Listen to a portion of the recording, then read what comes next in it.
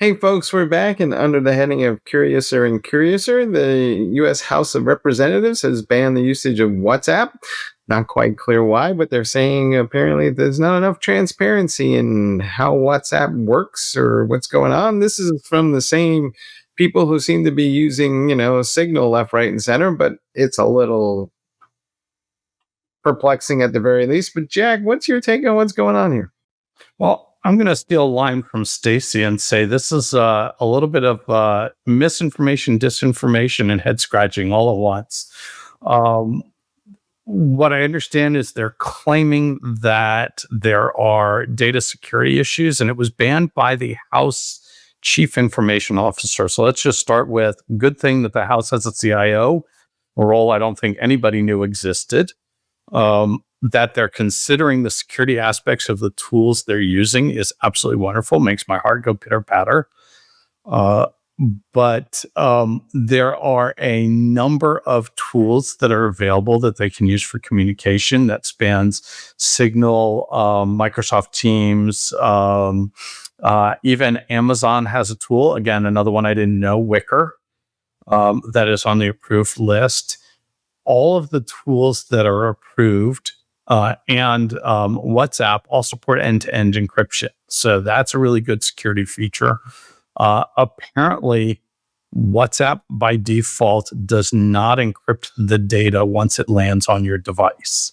And that is an option that you have to enable. So that may be the sticking point. It's not clear. All of the other tools encrypt the data as it lands on your device. So when it's at rest, it's still encrypted, and you have to authenticate to the device before you can get access to that data. The other part that may come into play here is that there is a way to share to link your WhatsApp stuff with the rest of your Meta applications, Facebook, Instagram, some of the others.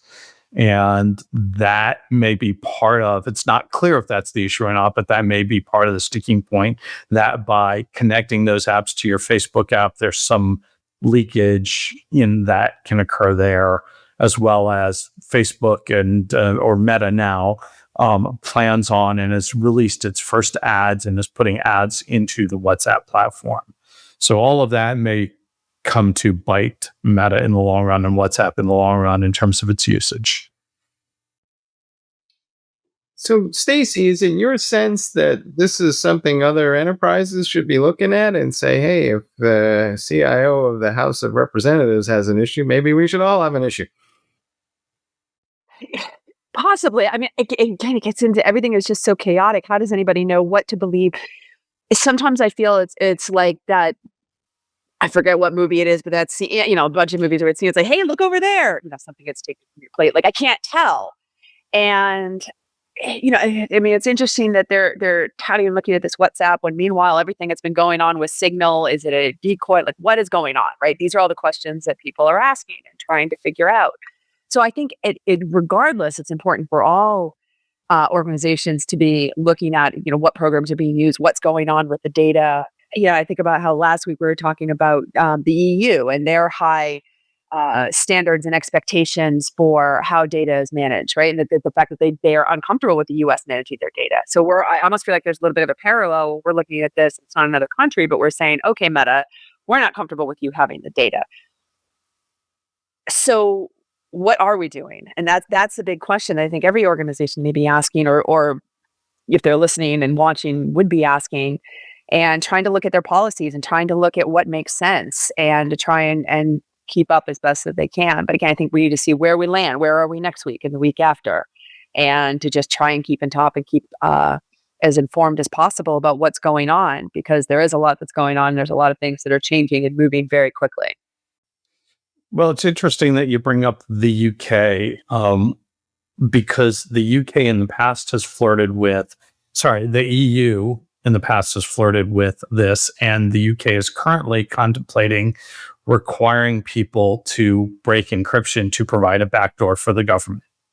And so anything that's end-to-end encrypted where the service provider doesn't have access to the encryption keys would not be legal in the UK. And eventually the EU has mentioned that they'd like to go that way various times in the past. So that would mean all of these apps wouldn't be valid in those regions. And it's sort of, there's this schizophrenic or bimodal view of security, which is we want no sharing of personal data unless the government gets access to it, right? And I guess I'm glad that the United States hasn't gone that far, and that the House isn't saying, oh well, we don't have access to the encryption keys, therefore it's not good. They're actually saying it's not secure enough rather than it's too secure.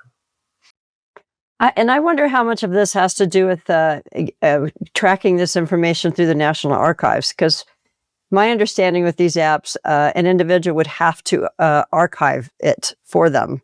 It's not something that's done automatically. So that seems to be I don't know the space at all, but to me that seems to be a gap in these types of tools, unlike email servers, right?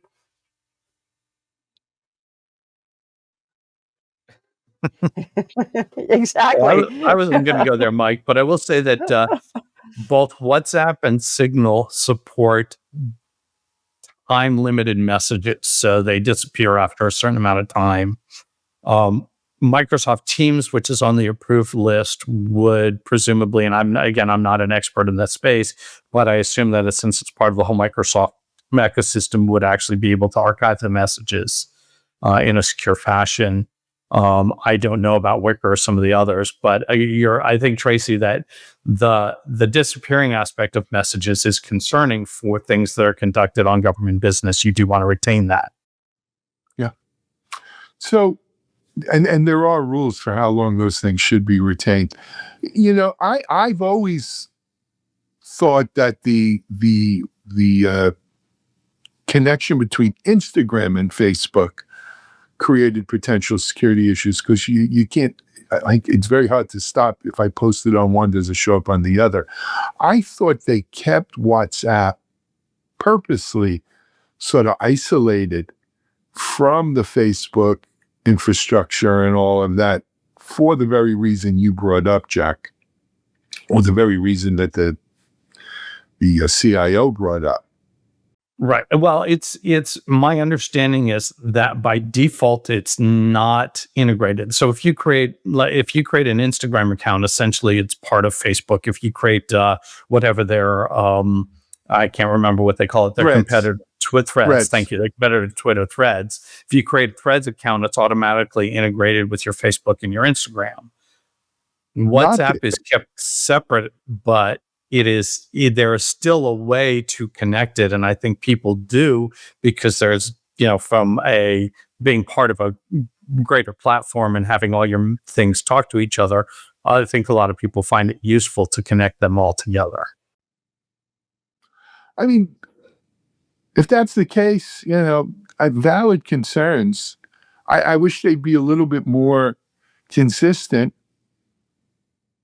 across them all, but it'd also be nice if they got more specific in what the lack of transparency. Their statement was there's a lack of transparency in the security, and I'd like to understand, what they mean by that. What is the actual concerns from the CIO, and is there an opportunity for Meta to to address those concerns and get back in, or are they basically just saying that's it, you're out? I have when I think about, they're using Signal, but they're not using WhatsApp. So why? Right? And I believe that WhatsApp collects a lot of metadata, because I think that they want, Meta wants that. But I don't think Signal collects that much. So it almost feels to me it would be the opposite. WhatsApp's going to say who you messaged, where you messaged, and I think you can archive that data off. But I don't think Signal collects much of anything. And is that the issue here? They don't want that kind of information traced anymore? That's why I was asking about the National Archives, because it seems to me it's the opposite. Seems to me WhatsApp would be easier to archive than Signal. Well, it could be the metadata, and it could also be the the potential to abuse the metadata or whatever ad data they do have access to for profit or for throughout the meta universe. Whereas if you're on Signal or if you're part of, all of the Office, the Microsoft Teams is part of Office 365. It's part of FedRAMP, so all of that is in a walled garden. It doesn't get shared. A Signal is obviously Signal's like a nonprofit. It doesn't share with anybody. It's not trying to make money off of this stuff. I don't know the answer for Wicker, Amazon's tool, and the other ones that are approved is Apple's iMessage and FaceTime. But those are also essentially walled gardens. Apple doesn't share that information with anybody else, doesn't sell it either. It's really only Facebook that's ever been in the position of saying, well, you give us access to, we basically will take everything we can and leverage it and use it to sell ads against you and to do other things with it. Right. So I feel like that's kind of the core of the problem here for WhatsApp, right? Because they're providing quite a bit of detail about all those government officials, and Facebook owns it. I guess, what I want to know is like how much potential shadow IT is going on in Congress and the government in general, where they have these quote unquote approved apps, but I got a feeling that a lot of them are probably communicating on things that are not quote unquote approved. And No, but that's not new. I mean, Mike, you brought up Hillary's emails. That's the perfect example, but it wasn't just Hillary. They've all, what about cell phones? What about your cell phones? Are they using, lockdown cell phones? Are they using burner phones? Are they, there's all kinds of craziness going on. So let's also be clear here that the ban was on government issued devices, right? Now, almost all of the members of the House and their staff are going to have a government issued device for government work and then a personal device for their personal stuff. And will they use the personal device for government work? Even if by accident, which I'm sure anybody who's ever been issued multiple devices, a business device and a personal device, has almost always used the wrong device because it's just a pain in the ass, right? It's a pain in the tuchus to deal with that. So yeah, inadvertently, you're going to end up using shadow IT, personal device to do government business. Do some people do it purposefully? I'm sure. It is what it is. Well, it feels like to me this is a discussion about the government's lag in terms of adopting new technology and adjusting to how we now communicate. And maybe the government should have their own version of a Signal where we can track, the data that's coming from them, so the National Archives can have a look at it, or at least, track it. And that's what they're there for. And we're not doing that with these new solutions. And everybody has a phone, and everybody's going to use their own phone. It's just the way we are. So how does government catch up with that? Well, We have a long way to go. There's always a lag between technology and then legislature and like society catching up to it. And, and the government, at some level, we think we hold to a higher standard because they need to have, the security. I don't want to use the word secrecy, but there's definitely a lag, and technology's moving forward at such a rapid pace. Well, in this case, I don't really think there's a lag. If you think about it, they've given the House members options for 7 or 8 different communications channels. Now, in the technology world, we talk very often about, meeting the customers where they are. And I believe that. And I've got, I don't know how many different communications channels I use on a daily basis, simultaneously having communicate right with Slack and Teams and Signal and WhatsApp and email and it goes on. And, so, it's because I can't dictate to the people I interact with what tools they use. Right. And if you're a House member and your constituency or somebody very important reaches out to you on a particular communications channel, do you tell them, no, I can't talk to you on this, you must talk to me on some other channel? Or do you have the conversation you need to have? If it's top secret, you tell them it has to be done on another channel. Thank you very much. Yes. Well, for top secret, that's what for you classified do. stuff, Yes. I mean, that's a whole nother story. But most House members aren't dealing with classified stuff on their day-to-day basis, right? They're dealing with just generic, issues that for the most part end up in the public because that's their job, is to be in the public. I think that now that we know that there's an actual CIO for the House, and I'm assuming there's one for the Senate, maybe somebody should invite these folks to a hearing and ask some interesting questions. I would love that. That'd be great. Let's do it. I would love that too. Great Yes. suggestion, Mike. Like it. Absolutely. All right. On that note, let's wrap up this episode of Tech Strong Gang. Tracy, Stacy, Jack, Mike, thank you for joining. Thank you for watching. As usual, we have our Tech Strong TV schedule right behind this. We'll be back tomorrow with fresh content. Until then, take care, everybody. We're out.